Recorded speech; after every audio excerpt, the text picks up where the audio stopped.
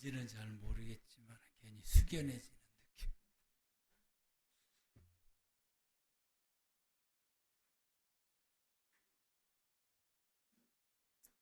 찬양해 주셔서 참 감사드립니다.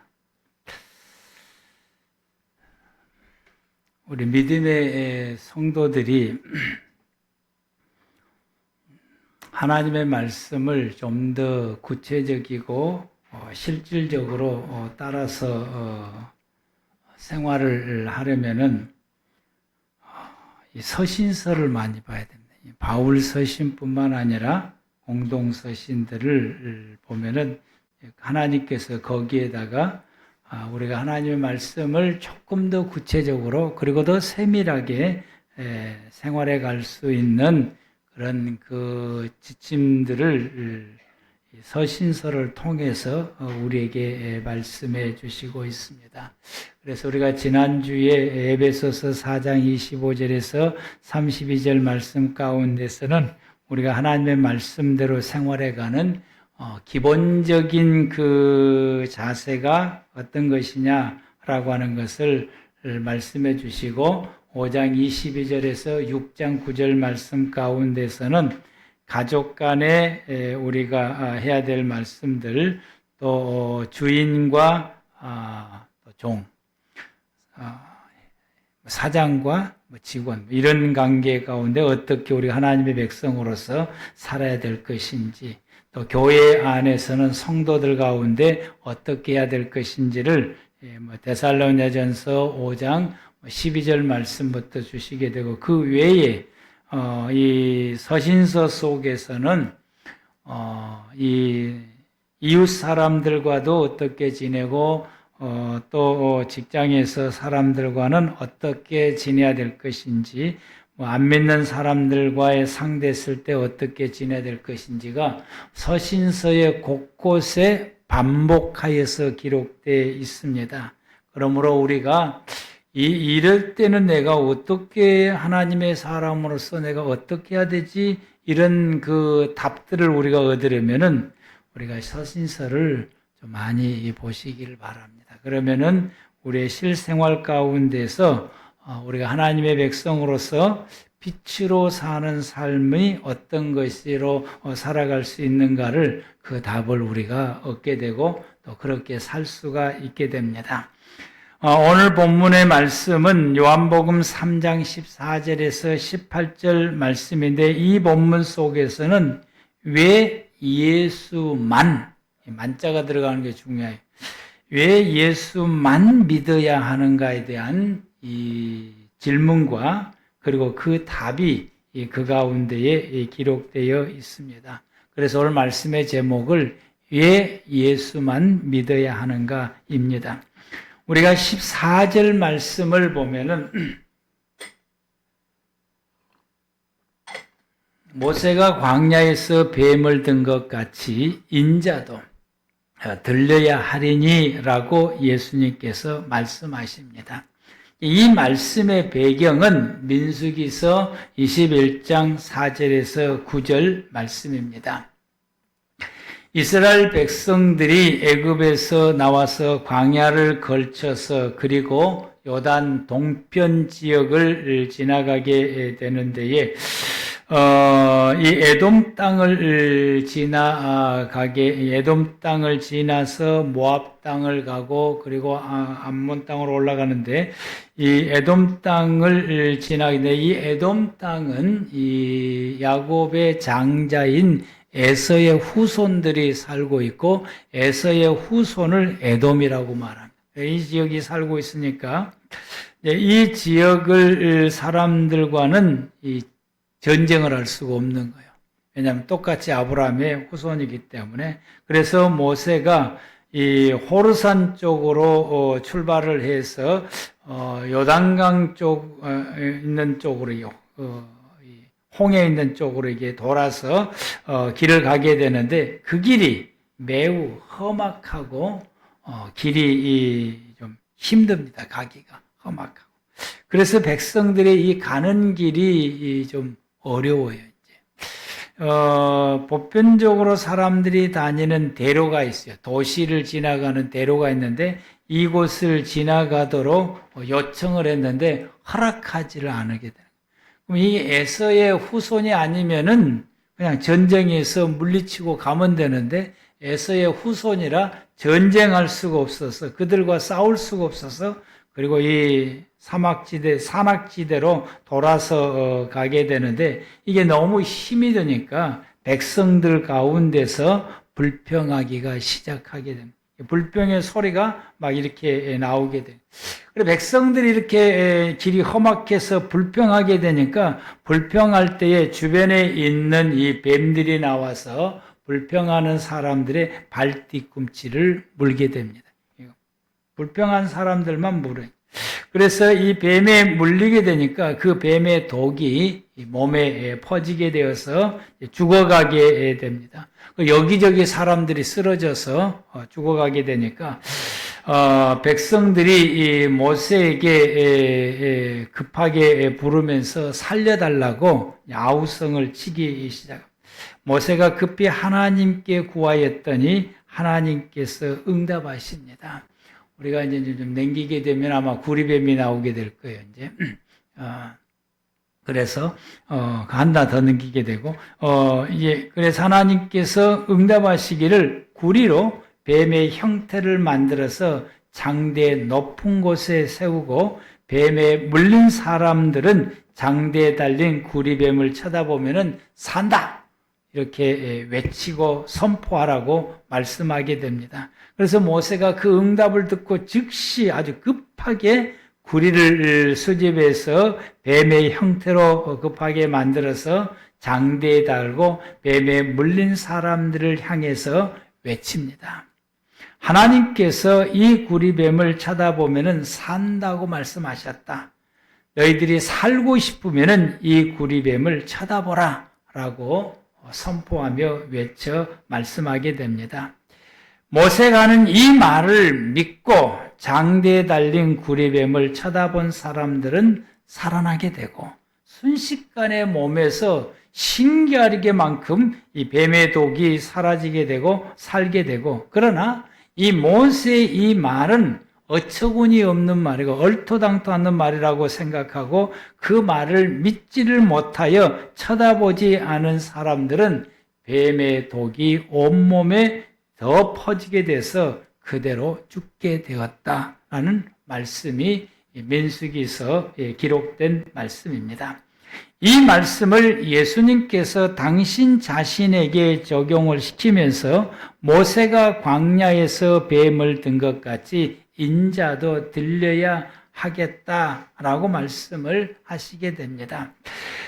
이와 같이 뱀에 물렸던 사람들이 장대 끝털에 달려있는 이 구리뱀을 보고 살아나는 것처럼 예수님께서도 장차 당신이 이룰 것을 미리 말씀하시는데 그 예수님이 장차 이룰 것은 인류를 살리기 위해서 죄의 독에 오염되어서 그 죄의 독으로 인하여서 죽어 지옥 형벌을 받을 수밖에 없는 이 사람들에 대해서 이러한 사람들을 살리기 위해서 예수님께서 십자가에서 모든 인류의 죄를 대속해서 죽으실 것이다 라고 하는 것을 예언적으로 말씀하신 것이 오늘이 본문 14절 말씀입니다.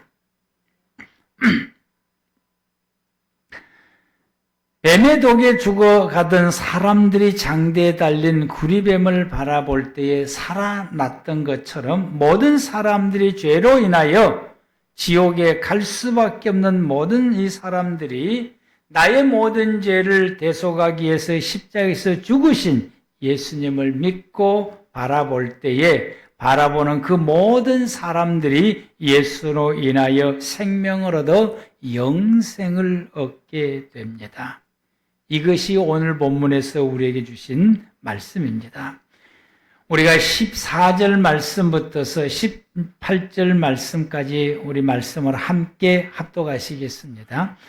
모세가 광야에서 뱀을 든 것 같이 인자도 들려야 하리니 이는 그를 믿는 자마다 영생을 얻게 하려 하심이라. 하나님이 세상을 이처럼 사랑하사 독생자를 주셨으니 이는 그를 믿는 자마다 멸망하지 않고 영생을 얻게 하려 하심이라. 하나님이 그 아들을 세상에 보내신 것은 세상을 심판하려 하심이 아니요 그로 말미암아 세상이 구원받게 하려 하심이라.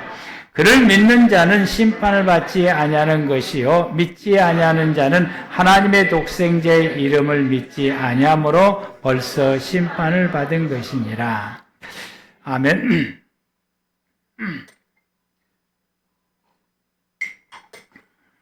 14절과 15절 말씀은 예수님께서 십자가를 지신 그 이유는 믿는 자들에게 영생을 얻게 하도록 하기 함이라라고 말씀하시게 됩니다.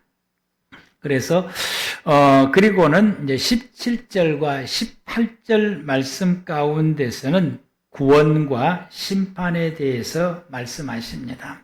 사람은 하나님 앞에 서면은 반드시 하나님으로부터서 심판을 받게 됩니다. 그 심판은 정죄냐 칭의냐라고 나누어지게 됩니다. 정죄는 너는 죄인이다 라고 판단을 받는 거예요. 넌 죄인이야. 이 죄를 용서받지를 못하는 것이 정죄입니다. 그래서 이 정죄를 받으면은 그 죄가 그에게 살아남아 있기 때문에 이 죄로 인하여서 지옥에 들어가서 영원한 형벌을 받게 됩니다. 죄 때문에 지옥에 들어가는 것입니다.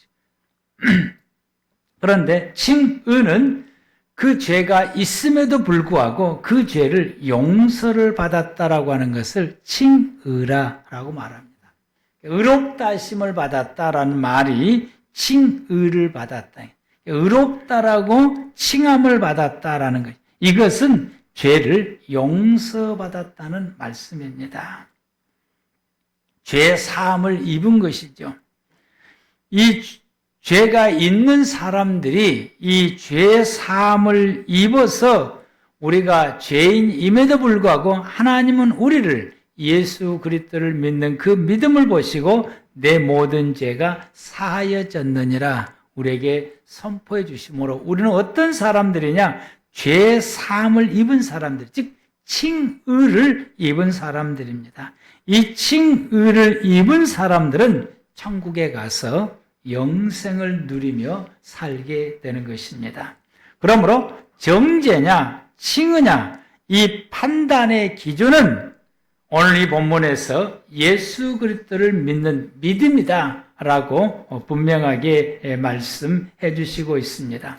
17절 말씀부터 18절 말씀을 다시 한번 보게 되면은 하나님이 그 아들을 세상에 보내신 것은 세상을 심판하려 하심이 아니요 그로 말미암아 세상이 구원받게 하려 하심이라. 예수님이 땅에 주신 목적은 우리를 정죄하려고 심판하려고 하신 것이 아니라 정죄하려고 하신 것이 아니라 예수님을 통해서 우리를 구원시켜 주시고 천국에 들어가서 영생을 누리도록 하기 위해서 예수님을 이 땅에 보내주셨다라고 말씀하십니다.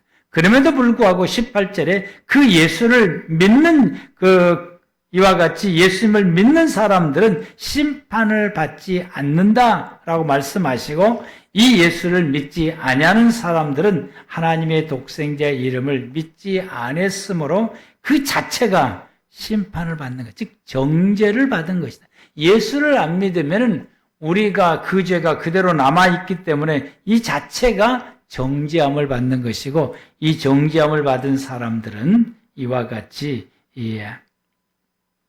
지옥의 형벌을 받게 된다라고 말씀을 하시게 됩니다. 그래서 영생은 이와 같이 예수 그리스도를 믿는 믿음으로 통해서 얻어지는 이 변개할 수 없는 영원한 진리입니다. 예수 믿으면은 천국 가고 예수 믿지 아니하면은 지옥 간다라고 하는 성경에서 말씀하시는 이 말씀은 결단코 변경되지 아니하는 망고불변의 진리입니다. 하나님이 세우신 원칙이요. 이건 어떻게 사람이 바꿀 수 없어요. 이거 뭐 이렇게 이야기하고 저렇게 이야기하고 어떤 그 언변의 구사를 넣어서 최고의 언어를 구사를 가지고 변명을 한다 그러고 뭐 어떻게 설명한다고 그래도 이 진리는 결단코 변경할 수 없고 변할 수 없는 진리 중에 진리인 것입니다. 예수님을 통해서 칭의를 얻어야만이 천국에 이르게 되는 것이고, 그 예수님을 믿지 않으면은 하나님께서 우리의 죄를 용서해 주지 않으시고 죄인이라고 하는 정죄함을 받기 때문에 천국에 들어갈 수 없고 지옥에 들어간다라고 하는 이 원리는 성경에서 우리에게 분명하게 말씀해 주신다. 이것은 구약의 성경의 제사법을 통해서도 우리에게 분명하게 말씀해 주시고 있습니다. 예수님을 통해서 우리가 칭의를 얻어서 영생 얻을 수 있다라고 하는 건 구약시대의 5대 제사법을 통해서도 우리에게 말씀해 주십니다. 구약의 제사는 5가지 제사가 있는데 번제가 있고 속죄제가 있고 속건제가 있고 화목제가 있고, 이 화목제는 감사제를 담고 있어요. 그것이 함께 이게 담고 있게 되고, 그래서 화목제라고도 말하고 감사제라고도 말합니다. 그리고 소제가 있습니다. 아마 이 말씀은 제가 몇 번 설교를 했음에도 불구하고 아마 여러분들의 기억이 가물가물할 거예요. 이 제사들은 각각의 제사의 고유의 특징과 그리고 고유의 내용을 담고 있어요. 번제는 헌신의 내용을 담고 있고, 속죄제는 하나님 앞에 죄 사함을 받는 특징을 담고 있고, 속건제는 사람과의 관계 속에서 죄 사함을 받는 이런, 죄송합니다. 자꾸 이게 목에 뭐가 걸려요. 담고 있게 되고요. 소제는 곡물로 드리는 제사입니다. 그런데 이 모든 제사가 하나의 공통의 목적을 가지고 있어요.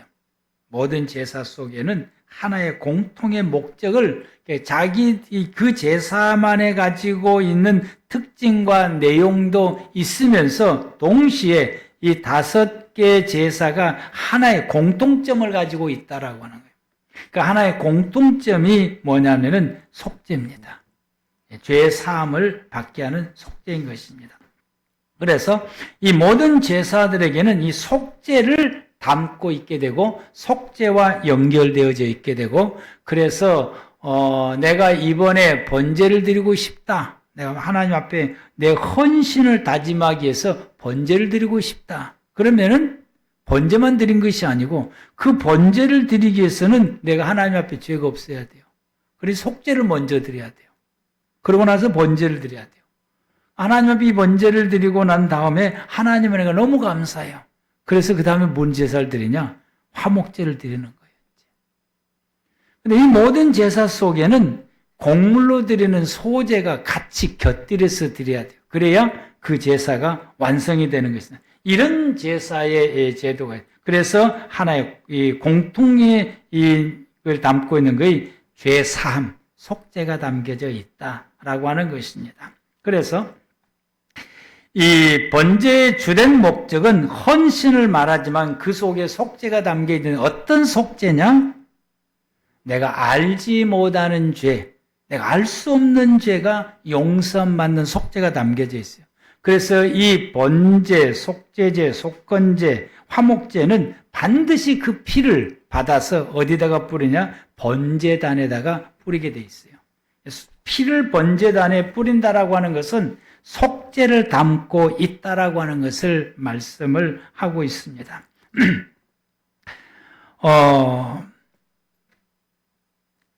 속죄제는 하나님 앞에 지은 죄를 속죄함 받는 게 담겨져 있고, 속건제는 사람들에게 지은 죄를 이 속죄함 받는 게 담겨져 있는데, 속건제를 하나님 앞에 드릴 때에는 먼저 선행되는 것이 있는데 사람들에게 찾아가서 내가 잘못한 사람에게 찾아가서 그 잘못의 용서를 구하고 용서함을 받고 난 다음에 하나님 앞에 속건 제사를 드려야 된다. 모든 제사는 생활의 수준에 따라서 제물이 다 달라요. 그런데 속건제는 딱 정해졌어요. 수양으로 드려야 된다라고. 이 수양의 값이 만만치가 않아요. 무슨 말이에요? 값이 만만치 않은 거예요. 하루에 3번 지으면은 3번 다 수양을 드려야 되는 거예요. 살림이 날아가요. 가난한 사람들은. 이거 무슨 말씀이냐? 죄 짓지 말라는 의미가 담겨져 있어요. 그래서 그런데 이런 모든 제사들은 결국에는 누구와 연결되느냐? 예수님과 연결되어 있다라고 하는 것입니다. 그래서 하나님 앞에 이와 같이 제사를 드릴 때 제물은 경제 수준에 따라서 제물을 준비를 하게 되는데 특히 속죄제 제물을 드릴 때는 더더욱 이게 경제 수준에 따라서 나누어지게 됩니다. 부자는 송아지로 준비하고 그 다음의 수준에는 양을 준비하고 그 다음 가난한 사람들은 염소를 준비하고 우리가 소위 빈민자라고 말하는 사람들은 비둘기로 제물을 준비합니다. 근데 이 비둘기도 드릴 수 없는 극 빈민자들. 그럼 이 사람들은 너무 이게 제물을 어떻게 준비할 수가 없으니까 열애시킨다. 열애가 없어요. 이분들은 어떤 걸로 드리냐? 곡물로 드려요. 곡물로 한 줌. 이렇게 지켜야 되니까 이 안에 들어있는 것만 드리게 되는 거예요. 곡물을 이렇게 하나님 앞에 드리게 되는데, 이것은 죄 사함을 받으려면 반드시 제물이 있어야 됩니다. 제물이 없으면 죄 사함을 받지를 못해요. 그래서 내 경제 수준에 따라서 제물을 이렇게 반드시 준비해야 된다라고. 이렇게 수준에 따라서 다양한 이 제물을 준비할 수 있도록 하나님께서 말씀해 주신 것은 누구든지 죄를 지으면 반드시 제사를 드려서 그 죄를 하나님 앞에 속죄함을 받아야 된다. 용서를 받아야 된다라고 하는 대원칙이 담겨져 있는 거죠. 그래서 부자라고 그래서 열애시켜주고 가난한 사람이라고 해서 열애시켜주고 그게 아니에요. 여기에서 열애가 되고 속죄제를 드리지 제사를 드리지를 못하게 되면은 그의 지은 죄가 그에게 그대로 남겨져 있고 속죄함을 받을 수가 없기 때문에 이건 죄인이 제사를 드려서 죄 사함을 받는 일에 있어서 그 누구도 열애가 될 수가 없다라고 하네요. 그래서 하나님께서 제물을 극빈자라도 준비할 수 있는 것을 말씀해 주시고 있습니다. 아무리 극빈자라도 곡물은 준비할 수 있다라고 하는 것입니다. 로마서 3장 10절에 모든 사람들은 죄인입니다. 그러므로 나도 죄인입니다. 죄인은 반드시 죄 사함을 하나님으로부터서 입어야 됩니다. 죄 사함을 입으려면 구약 시대는 반드시 하나님 앞에 제사를 드려야 되고 그리고 반드시 제물을 준비해야 됩니다. 오늘날 이 시대에 나의 모든 죄를 죄사함 받기 위해서 하나님께서 준비하신 제물은 우리 주 예수 그리스도 그분입니다. 예수님이 나의 모든 죄를 대속해 줄 수 있는 대속제물이요 속죄제 제물이다 라고 말씀하십니다. 구약의 시대 때는 이 제물은 죄를 짓는 제사자가 반드시 준비를 해야 돼요. 반드시 본인이 준비를 해야 돼요. 그런데 오늘날 이 시대는 하나님의 은혜에 너무 감사하게 내가 준비한 것이 아니라 하나님께서 준비해 두셨다라고 하는 거예요. 누구를? 예수님을. 아멘. 크게 우리가 구약시대 사람하고 우리하고 다른 점이 여기 있습니다. 이 제물에는 반드시 흠이 없어야 돼요. 제물을 준비할 때 흠이 없어야 하나님 앞에 드릴 수 있는 제물이 되는 것입니다. 제물이 흠이 있으면은 이 제물이 죽는 것은 자기 흠 때문에 죽는 거예요. 제물이 흠이 없어야 되는 것은 내 죄를 이 제물에다가 전가시킬 수가 있게 되는 거예요. 그래야 이 짐승이 내 죄를 짊어지고 죽을 수 있는, 죽어야만이 내 죄가 하나님 앞에 속죄함을 받을 수 있는 것입니다. 흠 없는 제물을 준비하라고 하는 이유가 여기에 있습니다. 그래서 구약시대 때는 흠이 없는 제물을 준비하기 위해서 혈안이 돼 있어요. 그러다 보게 되니까 이게 집에서 준비해가지고 왔는데, 와서 보니까 이게 짐승들이 서로 부딪히다 보니까 흠이 생기면은 그 예루살렘까지 데리고 왔는데도 열애가 되는 거예요. 그러다 보니까 성전에서 이 제물을 파는 생긴 이유가 그것 때문에 생긴 흠이 없는 것을 성전에서 바로 공급해서 바로 제사를 드려야 제사 드리는 사람이 흠 없는 것을 아주 편안하게 드릴 수 있기 때문에, 그래서 제사 드리는 사람의 편리함을 위해서 이 성전에서 제물 파는 일이 있었던 거예요. 그런데 예수님은 이것을 뒤집어 푼 것은 제사의 본질을 놓쳤기 때문에 이와 같이 예수님께 엎으셨는데, 우리 예수님은 흠이 없으신 분이다라고 하는, 그래서 예수님이 흠이 없으신 분이다라고 하는 걸 우리에게 말씀해 주신 것이 창세기 3장 15절에 예수님을 여자의 후손으로 온다라고 말씀했어요. 여자의 후손으로 온다. 그리고 이사야서 7장 14절에서는 처녀의 몸으로 온다라고 말씀했어요. 여기에서 포인트가 남자의 피를 받지 않는다라는 이야기입니다.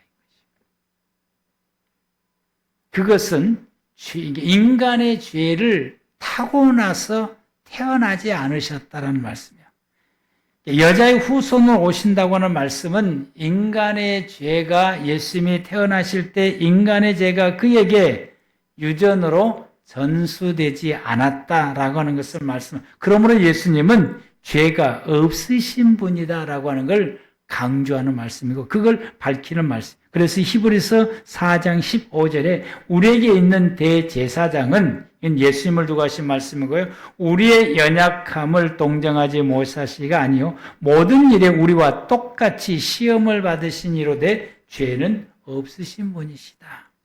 예수님은 죄가 없으신 분이에요. 만약에 예수님이 죄가 있으셨는데 그래서 그분이 십자가에 죽으셨다, 당신 죄 때문에 죽은 것이에요.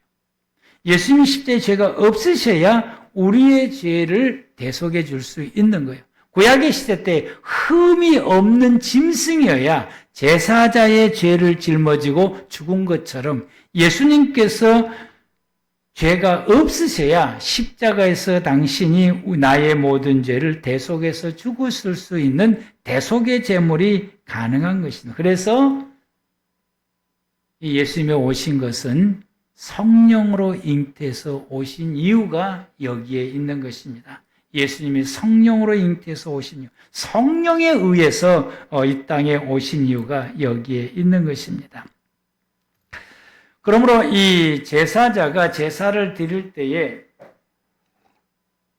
자기가 준비했던 이 짐승에게 이제 안수 기도를 해요.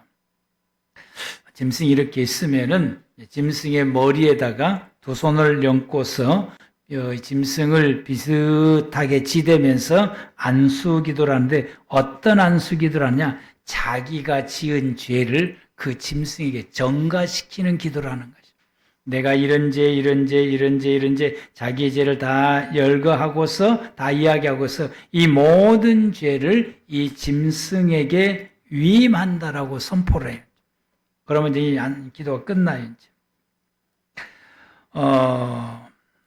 그러면은 이 짐승은 이제 이 죄를, 안수기 됐던 그 사람의 죄를 짊어지는 그 죄를 짊어지는 짐승이 되는 거예요.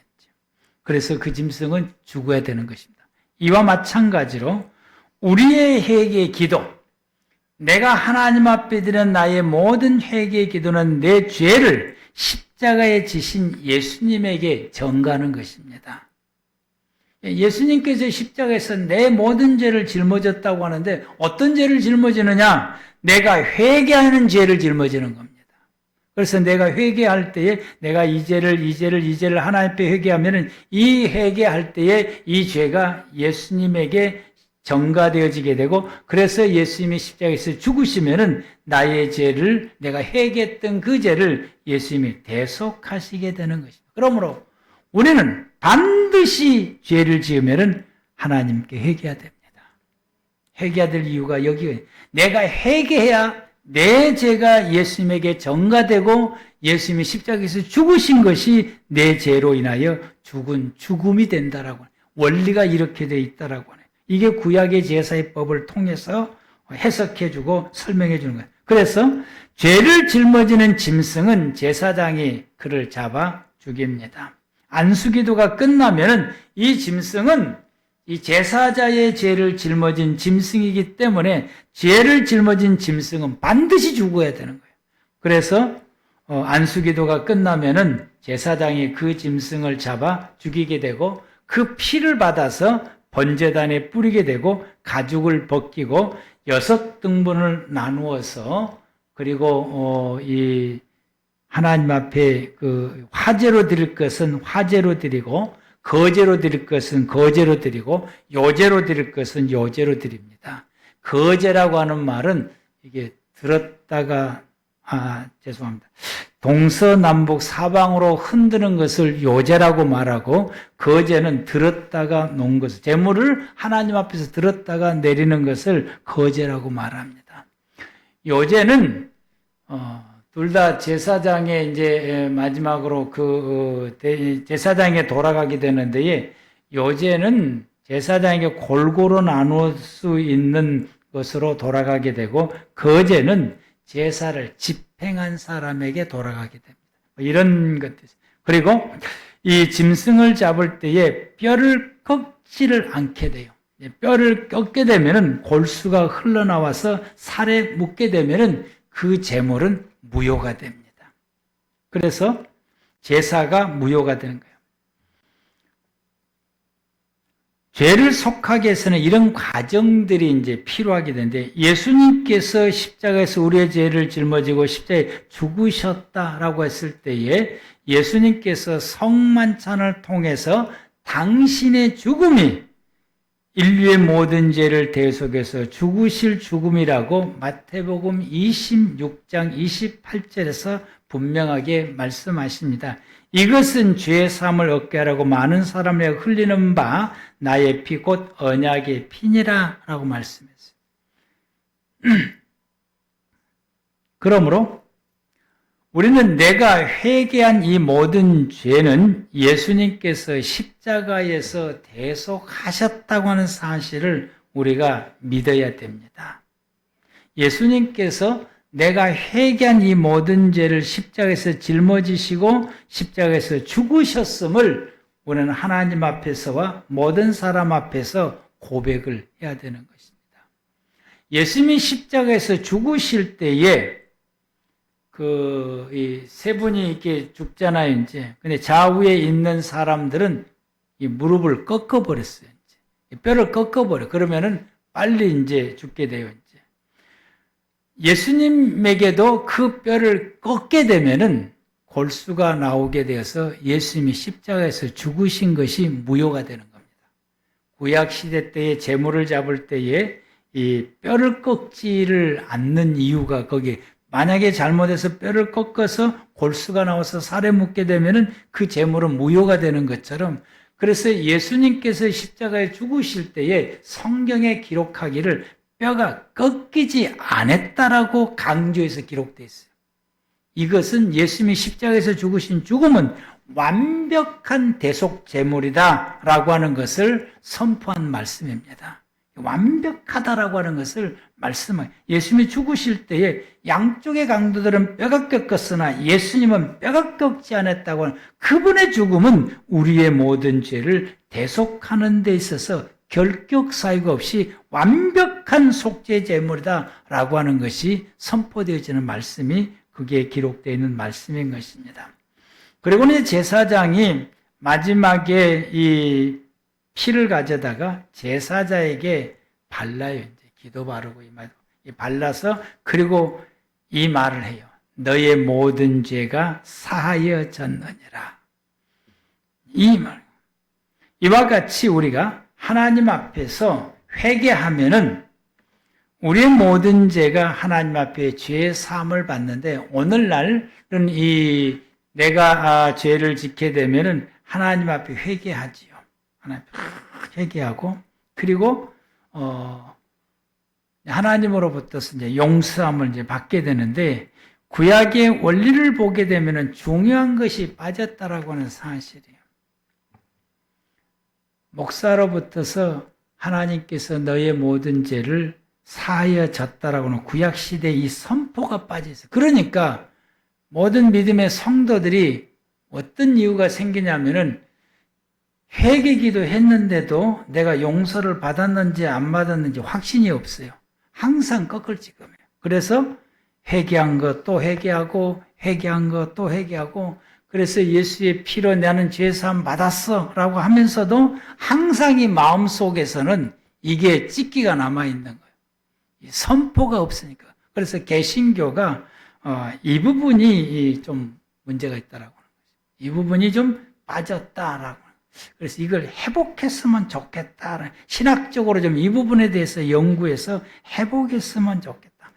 회개는 본인이 하나님 앞에 철저히 회개하고, 그리고 와서 내가 하나님 앞에 이 어떤 죄 구체적으로 이야기할 필요도 없고, 목사님에게 찾아와서 내가 이렇게 회개했습니다. 그러면은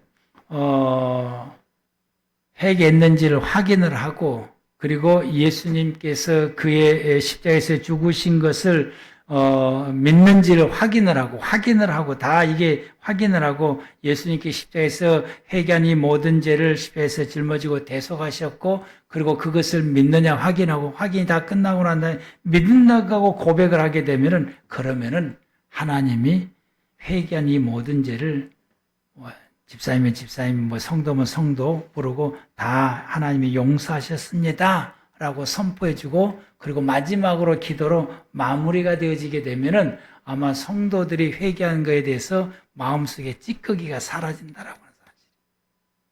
이게 개신교가 부족하다라는 생각을 가지게 돼요.